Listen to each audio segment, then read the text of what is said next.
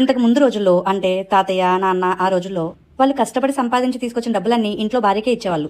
అవునా నిజమా? వాళ్ళ ఇంటి ఖర్చులు చూసుకొని అందులో ఏమైనా డబ్బులు మిగిలితే ఆ డబ్బులతో బట్టలు కొనుక్కోవడమో, పిల్లలకి బట్టలు కొనడమో, బంగారం కొనుక్కోవడమో, లేదంటే చిట్టీలు వేయడమో చేసేవారు. నాన్నలకి తెలియకుండా ఇంట్లో కాస్త ఎక్స్ట్రా ఖర్చులు చూపిస్తూ.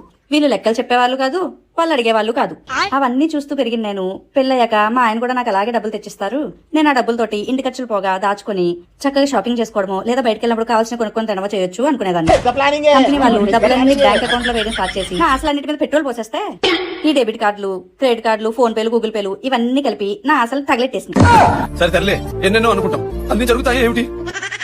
ఏం కొన్నా ఫోన్ పే, గూగుల్ పే, ఖర్చులు డబ్బులు ఇస్తారు. కానీ వాటి లెక్కలు మనం చెప్పక్కర్లా. ఫోన్ ఓపెన్ చేస్తే అన్ని కనబడతాయి. ఎక్స్ట్రా ఖర్చులు చూపించడం లేము, కావాల్సిన కొనుక్కోలేము. పొరపాటు నా ఖర్చుల్లో ఏ షాపింగ్ యాప్ వచ్చిందనుకో ఇంత బాగా చదువుతారు. కొంతమంది వచ్చి కమెంట్ చేస్తారు ఇప్పుడు నాకు, అంత బాధగా ఉంటే సంపాదించుకోవచ్చు కదా, సంపాదించి ఖర్చు